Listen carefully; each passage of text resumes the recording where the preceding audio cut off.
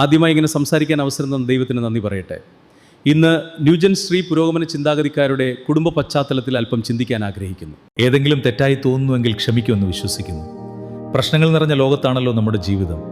പ്രതിസന്ധികൾ നിറഞ്ഞതാണല്ലോ ഓരോ ദിവസവും. ജീവിതത്തിൽ പല പ്രതിസന്ധികൾ വരാം. എന്നും കൂടെ നിൽക്കുമെന്ന് നാം കരുതുന്നവരായിരിക്കും ഒരുപക്ഷെ നമ്മെ തളർത്താൻ ഏറ്റവും മുന്നിൽ നിൽക്കുന്നതെന്നതാണ് ഏറ്റവും പരിതാപകരമായ വസ്തുത. ജീവിക്കാനുള്ള കൊതി ഉണ്ടെങ്കിൽ പോലും ആത്മഹത്യയെപ്പറ്റി ചിന്തിച്ചു പോകുന്ന ഗതികേട് പലപ്പോഴും വന്നുപോകും.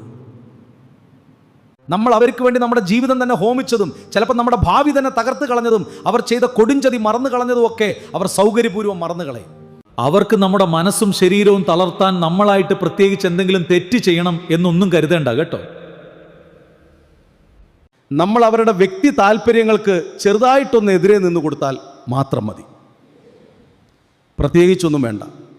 നമുക്ക് ശരിയെന്ന് തോന്നുന്നൊരു നിലപാടെടുത്താൽ മാത്രം മതി. അല്ലെങ്കിൽ അവരുടെ ശരിക്ക് നമ്മളൊരു എന്നോ പറഞ്ഞാൽ മാത്രം മതി. നമ്മൾ തെറ്റാകണമെന്നില്ല. നമ്മൾ നമ്മുടെ ജീവിതപരമായോ വിദ്യാഭ്യാസപരമായോ അല്പം കൂടി ഒന്ന് ഉയരാനുള്ള ഒരു തീരുമാനം സ്വന്തമായി ഒന്ന് എടുത്തു നോക്കണം. ഇല്ലെങ്കിൽ നിങ്ങളെ ജീവനാണെന്ന് പ്രഖ്യാപിച്ച് നടക്കുന്ന, അല്ലെങ്കിൽ നിങ്ങൾ എൻ്റെ ചങ്കാണെന്ന് ദിവസം 10,000 പ്രാവശ്യം പ്രഖ്യാപനം നടത്തുന്നവൻ ഇഷ്ടമില്ലാത്തവനോടൊന്ന് സംസാരിച്ച് നോക്കണം. അല്ലെങ്കിൽ നിങ്ങൾ അവർക്ക് താല്പര്യം ഇല്ലാത്ത സ്ഥലത്ത് ഒരു ദിവസം ഒന്ന് പോയി നോക്കണം. നിങ്ങൾ ചെയ്യുന്നത് തെറ്റാകണമെന്നൊന്നുമില്ല, നിങ്ങളുടെ ഉദ്ദേശം തെറ്റാകണമെന്നില്ല. പക്ഷെ നിങ്ങൾ ഇഷ്ടപ്പെട്ട, നിങ്ങൾ സ്നേഹിച്ച, നിങ്ങൾ ആർക്ക് വേണ്ടിയാണോ ജീവിതം ഹോമിച്ച അവരുടെ വ്യക്തി താല്പര്യത്തിനെതിരായി, അത്ര തന്നെ നമ്മൾ അതോടെ പാപിയായി, നമ്മൾ അതോടെ തെമ്മാടിയായി. അന്ന് വരെ നമ്മൾ ചെയ്തതെല്ലാം തെറ്റായി. അതോടെ തീർന്നു എല്ലാ ബന്ധങ്ങളും. അതോടെ മറന്നു അന്ന് വരെ അവർക്ക് വേണ്ടി ജീവിച്ചത്. അതോടെ മറന്നു അവർക്ക് വേണ്ടി നരകിച്ചത്. അതാണ് ഇന്നത്തെ മനുഷ്യബന്ധം. അത്രേ ഉള്ളൂ. എന്തിനേറെ പറയുന്നു. ഇന്ന് കുടുംബ ബന്ധങ്ങളുടെ കാര്യം എടുത്താൽ ഇങ്ങനെയൊക്കെ തന്നെയല്ലേ. പണം, നിരീക്ഷണം, നിയന്ത്രണം, നിലനിൽപ്പ്, ഇതൊക്കെ തന്നെയല്ലേ ഇന്നത്തെ ന്യൂ ജനറേഷൻ. കുടുംബ ബന്ധങ്ങളുടെ നിലനിൽപ്പും അടിസ്ഥാനവും. സ്നേഹബന്ധമുണ്ടോ? പരസ്പര വിധേയത്വമുണ്ടോ? പരസ്പര സഹകരണമുണ്ടോ? വിട്ടുവീഴ്ചയുണ്ടോ? ഒന്നുമില്ല. ജീവിതം മുന്നോട്ട് പോകുന്നു. അത്ര തന്നെ. സ്വന്തം ഭർത്താവിനെ എങ്ങനെ ചങ്ങലക്കിട്ട് നിയന്ത്രിക്കാൻ ചിന്തിക്കുന്ന ഭാര്യ, ഭാര്യയെ സഹിക്കാൻ പാടുപെടുന്ന ഭർത്താവ്, പണ്ടുകാലത്തെ പോലെ ആത്മാർത്ഥതയില്ലാത്ത കുടുംബ ബന്ധങ്ങൾ, സ്നേഹമില്ലാത്ത വ്യക്തിബന്ധങ്ങൾ, ആത്മാർത്ഥ വാക്കിൽ മാത്രം, യാന്ത്രികമായ ജീവിതം അങ്ങനെ പോകുന്നു. അത്ര തന്നെ. ചിലർ വിവാഹമോചനം നേടി രക്ഷപ്പെടുന്നു, ചിലർ മരണം വഴി രക്ഷപ്പെടാൻ നോക്കുന്നു. അതിനും കഴിയാതെ ചിലർ മരണം വരെ തമ്മിൽ തല്ലി ജീവിക്കുന്നു. നമ്മുടെ സംസ്കാരത്തിൽ മാന്യമായി പോയിക്കൊണ്ടിരുന്ന കുടുംബ ബന്ധങ്ങൾ കൂടുതൽ ദുർബലമാക്കിയോ? ഒന്ന് വിചിന്തനം ചെയ്യുന്നത് നന്നായിരിക്കും. പ്രത്യേകിച്ച് മാതാപിതാക്കൾ. ഇന്ന് കുറച്ചുകൂടി അപകടകരമായ രീതിയിലുള്ള ഒരു ഭക്തിധാര തുടങ്ങിയിട്ടുണ്ട്. ഓൺലൈൻ ഭക്തി. പണ്ടൊക്കെ ആരാധനാലയങ്ങളുണ്ട് ആരാധിക്കാൻ, ഭവനങ്ങളുണ്ട് കുടുംബ പ്രാർത്ഥനയ്ക്ക്. അതൊന്നും തികയാതെ തുടങ്ങിയൊരു പുതിയ വിഭാഗമാണ് ഓൺലൈൻ ഭക്തി. സോഷ്യൽ മീഡിയ വഴിയുള്ള ആരാധന. കേൾക്കുമ്പോൾ തോന്നുമായിരിക്കും, ആരാധനയല്ലേ, പ്രാർത്ഥനയല്ലേ, എന്താ കുഴപ്പമെന്ന്. പൊതുവെ CSI ഉൾപ്പെടെയുള്ള പ്രൊട്ടസ്റ്റന്റ് സഭാവിഭാഗങ്ങളിലെ പ്രസംഗം എന്ന് ശ്രദ്ധിച്ചാൽ ബൈബിൾ വാക്യങ്ങളുടെ വ്യാഖ്യാനമായിരിക്കും പ്രധാനമായും. കൂടുതൽ നേരം കേൾക്കാൻ അല്പം വീസായി. എങ്കിലും കൂടുതൽ ചിന്തിച്ചു നോക്കിയാൽ അത് ആത്മീയ വളർച്ചയ്ക്ക് വളരെയധികം പ്രചോദനമാകുന്നതായി മനസ്സിലാക്കാൻ കഴിയും. മാത്രമല്ല അതൊരു പോസിറ്റീവ് എനർജി നൽകുമെന്ന കാര്യത്തിൽ ഒരു സംശയവും വേണ്ട. എന്നാൽ ചില സഭാവിഭാഗങ്ങളിൽ, അവയുടെ പേര് പറഞ്ഞൊരു വിമർശനത്തിന് ഞാൻ മുതിരുന്നില്ല, അത് ശരിയല്ല എന്ന് തന്നെയാണ് എൻ്റെ അഭിപ്രായം. ചില സഭാവിഭാഗങ്ങളിൽ പ്രസംഗം എന്നത് നമ്മുടേതുപോലെ അരമണിക്കൂർ നീണ്ട പ്രസംഗമൊന്നും തന്നെ അല്ല. കൂടിപ്പോയാൽ ഒരു 10 മിനിറ്റ്.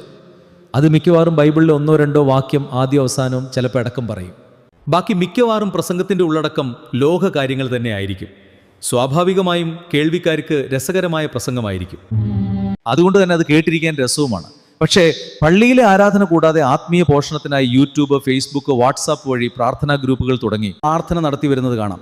അപ്പോൾ സ്വാഭാവികം ചോദ്യം വരും, പ്രാർത്ഥനയല്ലേ, എന്താ പ്രശ്നം? ഞാൻ നേരത്തെ തന്നെ പറഞ്ഞു, ബൈബിൾ വ്യാഖ്യാനമല്ല ഇവരുടെ പ്രസംഗം. നമ്മുടെ ആവശ്യങ്ങൾ പറഞ്ഞുള്ള പ്രാർത്ഥനയല്ല ഇത്തരക്കാരുടെ പ്രാർത്ഥന. ക്ഷുദ്രപ്രയോഗം, കുടുംബത്തിലെ തല്ല്, സംശയം, ചതി, പെരുമാറ്റ ദൂഷ്യം, ഇങ്ങനെ കുറേ പാസീവ് പ്രശ്നങ്ങളായിരിക്കും. അപ്പോഴും ചോദ്യം വരും, അത് അവരുടെ വിശ്വാസമല്ലേ, അവർ പ്രാർത്ഥിക്കുന്നതല്ലേ, അവർ പ്രാർത്ഥിച്ചുകൊണ്ട് പോട്ടെ, നിനക്കൊരു ദോഷവും ചെയ്യുന്നില്ലല്ലോ, പിന്നെ നിനക്കെന്തതിൽ വിഷമം? ചോദ്യം ന്യായമല്ലേ? ആദ്യം ന്യായം തന്നെ. പല പേരുകൾ മുട്ടിട്ട് മുളക്കുന്ന ഈ ഗ്രൂപ്പുകൾ നേതൃത്വം കൊടുക്കുന്നത് ആരെങ്കിലുമൊക്കെ ആയിരിക്കും.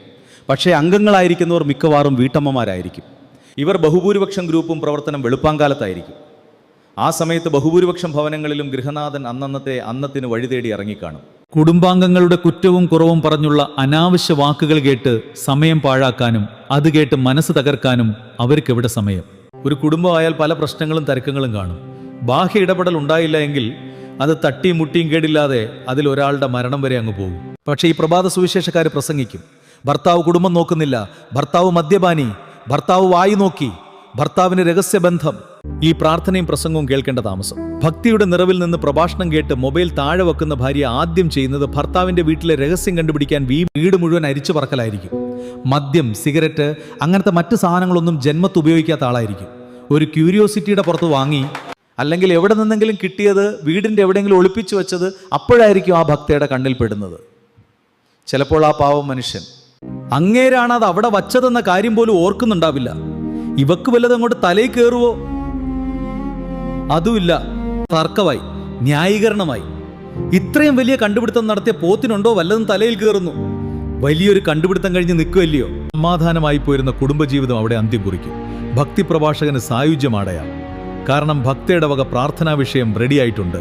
കുടുംബ സമാധാനത്തിന് വേണ്ടി നിയോഗം വെച്ച് പ്രാർത്ഥന. ആരാ യഥാർത്ഥത്തിൽ സമാധാനം തകർത്തത്? കുറച്ചു ദിവസം കഴിഞ്ഞ് പാവം ഭർത്താവ്, സ്വന്തം ഭാര്യയല്ലേ, എന്റെ ഭാര്യയല്ലേ, അവളുടെ വിവരക്കേടല്ലേ എന്നൊക്കെ കരുതി തങ്കമ്മേ പൊന്നേ എന്നും പറഞ്ഞ് പിന്നാലെ പോകും. കാരണം ഒരു പുരുഷന് തൻ്റെ ഭാര്യയുടെ അടുത്ത് നിന്ന് അകന്നു നിൽക്കാൻ പരിമിതികളുണ്ട്.